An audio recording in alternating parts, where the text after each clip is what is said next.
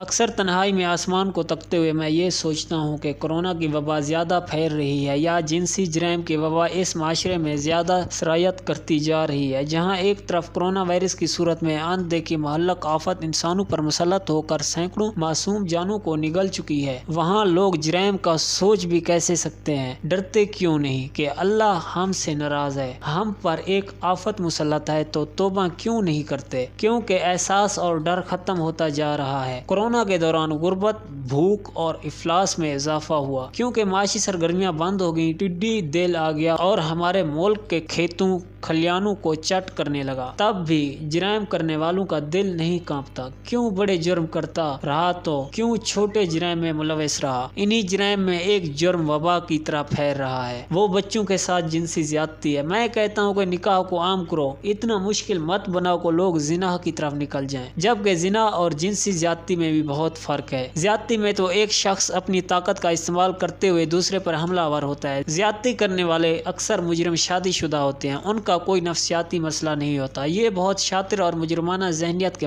حامل ہوتے ہیں۔ یہ پوری پلاننگ کر کے بچوں پر حملہ آور ہوتے ہیں۔ انگریزی میں ان کو پیڈوفائل کہا جاتا ہے، جو بچوں کے ساتھ جنسی رغبت رکھتا ہے۔ اگر لوگ اس بیماری میں مبتلا ہو جائیں تو وہ علاج کراتے ہیں اور اس کو برا سمجھتے ہیں۔ تاہم جو ہمارے معاشرے یعنی ہمارے ملک میں ہو رہا ہے، اس کو میں ذہنی بیماری نہیں جرم مانتا ہوں، کیونکہ بیماریاں قابل علاج ہوتی ہیں، لیکن جرائم کرنے والے بیمار نہیں ہوتے، بہت شاطر ہوتے ہیں۔ وہ بیمار نہیں، وہ پدر شاہی اور صنفی امتیاز کا شکار ہیں۔ اس لیے پاکستان میں بچوں پر جنسی حملے کرنے والے لوگوں کو بیمار نہ کہا جائے، کیونکہ جو لوگ ذہنی طور پر بیمار ہوتے ہیں یا نفسیاتی طور پر ڈسٹرب ہوتے ہیں، وہ خوف تکلیف کا شکار رہتے ہیں اور ادویات ان کی کیفیت کی کنٹرول میں رکھتی ہیں، جبکہ جنسی زیادتی کرنے والے مجرم ہیں وہ بھی انتہائی شفاق قسم کے مجرم جو چھوٹے بچوں اور بچیوں پر حملہ آور ہوتا ہے۔ ہمارے بچے خطرے کی زد میں ہیں۔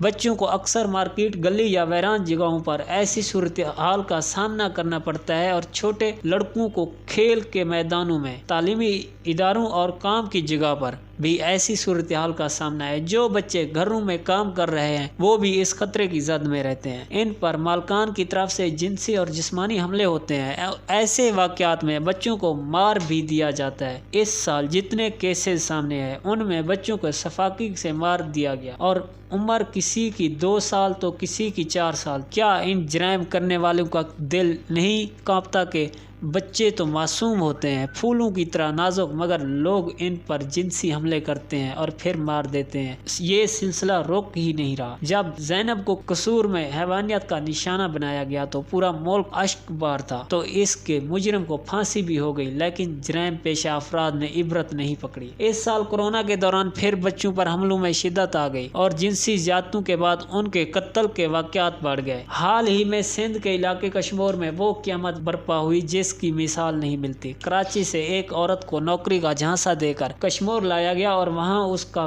گینگ ریپ ہوتا ہے۔ اس کے بعد اس عورت کی بیٹی کو یرغمال بنا لیا گیا اور اس خاتون کو کہا گیا کہ بیٹی تب آزاد ہوگی جب وہ کراچی سے دوسری عورت لے کر آئے گی۔ اس دوران اس کی کمسن بیٹی کو بھی اجتماعی زیادتی کا نشانہ بنایا گیا۔ یہ خاتون تھانہ کشمور میں شکایت لے کر گئی اور پولیس نے بچی کو بازیاب کرا لیا۔ اس واقعے پر میں 2 بار رویا۔ ایک تو بچی اور اس کی ماں کی جو ویڈیو سامنے آئی اس نے مجھے رلایا۔ ان کا اغوا ہوا، دھمکیاں دی گئی، مارا گیا اور اجتماعی طور پر ریپ کیا گیا۔ چھوٹی بچی کے سر کے بال کاٹ دیے گئے، اس کے ساتھ جنسی تشدد کیا گیا، اس کے دانت توڑ دیے گئے، اس کا گلا دبایا گیا۔ بچی اس وقت لاڑکانہ میں زیر علاج ہے۔ اس کی ویڈیو دیکھ کر میرے رونگٹے کھڑے ہو گئے۔ وہ کیسے سب بتا رہی تھی کہ اس پر کیا قیامت گزری۔ دوسری بار میں تب رویا جب میں نے دیکھا کہ سندھ پولیس کے ایک جانباز افسر محمد بخش نے اپنی جوان بیٹی کی ملزمان سے بات کرائی اور کہا کہ لڑکی کا بندوبست ہو گیا ہے، یہ سب اس لیے کیا گیا کہ بچی کو آزاد کروایا جائے۔ اس کی وجہ سے ایک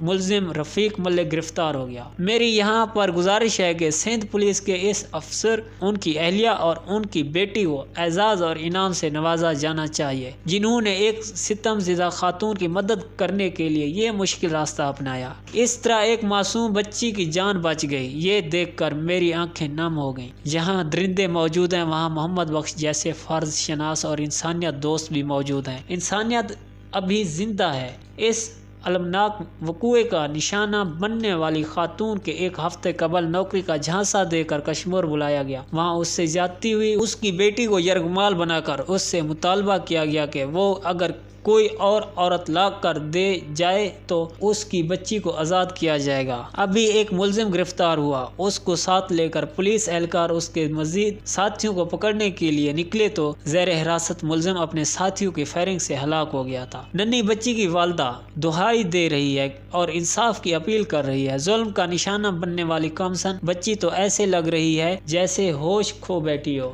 4.5 سال کی اس بچی کا منہ تکلیف سے پک گیا ہے۔ اس کو کھانا نہیں دیا گیا، جسم پر زخم ہے جن سے خون رس رہا ہے، اس کا گلا دبا دیا گیا، سر پر مارا گیا، اس کے جسم پر نیل ہیں، اس کو ڈنڈوں سے مارا گیا اور جسم جگہ جگہ سے چھلا ہوا ہے۔ اس کمسن بچی کے ہاتھ پاؤں باندھ کر رکھا گیا۔ اب اس کی یہ کیفیت ہے کہ وہ بالکل نہیں بول رہی، درد اور تکلیف میں بھی گمسم ہے۔ بچی کو جب بازیاب کیا گیا اس وقت اسے ایک گندی سی رسی میں لپیٹ کر مویشیوں کے باڑے میں پھینک دیا گیا۔ اس بچی کی ماں نے مجرموں کے لیے سزائے موت کا مطالبہ کیا ہے۔ کہا ہے کہ ان کے ساتھ ظلم کرنے والوں کو بھوکا پیاسا رکھا جائے، ان کو تڑپایا جائے، اسی حالت میں یہ مجرم مر جائیں۔ اس انسانیت سوز ثانیہ میں ملوث تمام افراد کو عبرتناک سزا ملنی چاہیے تاکہ باقی صفاق ذہن کے لوگوں کو بھی عبرت حاصل ہو۔ یہاں پر سب انسپکٹر محمد بخش اور ان کے خاندان کا کردار قابل ستائش ہے۔ کس طرح انہوں نے سمجھداری سے معاملے کو حل کیا اور بچی بازیاب ہو گئی۔ اس میں پولیس افسر محمد بخش کی پیشہ ورانہ مہارت بھی سامنے آتی ہے، مگر سب سے بڑھ کر ان کا جذبہ انسانیت اور معمول سے آگے بڑھ کر کام کرنے کا حوصلہ قابل ستائش ہے۔ محمد بخش کی اہلیہ نے کہا کہ متاثرہ خاتون ہمارے گھر تک آ گئی۔ وہ بہت تکلیف میں تھی، بہت رو رہی تھی، ہم سے مدد کی اپیل کر رہی تھی۔ ہم نے انسانیت کے ناطے اس کی مدد کی۔ یوں محمد بخش کے خاندان کی سمجھداری اور بر وقت اقدام سے ایک شفاق ملزم گرفت میں آیا اور ایک بچی کی جان بچائی جا سکی۔ کاش ایسا جذبہ ہر دل میں پیدا ہو جائے۔ اگر ایسا ہو تو کوئی بچہ ظلم کا شکار نہ ہو، کسی خاتون پر کوئی درندہ جنسی حملہ نہ کرے۔ میری ارباب اختیار سے گزارش ہے کہ ایسے جرائم کے مرتب شفاق مجرموں کو نشان عبرت بنایا جائے اور متاثرہ کو ہر ممکن طریقے سے انصاف فراہم کریں، کیونکہ بچوں کو جسمانی، نفسیاتی اور جنسی تشدد سے بچایا جائے۔ کیونکہ بچوں کو جنسی، نفسیاتی اور جنسی تشدد سے بچانا ریاست کی ذمہ داری ہے۔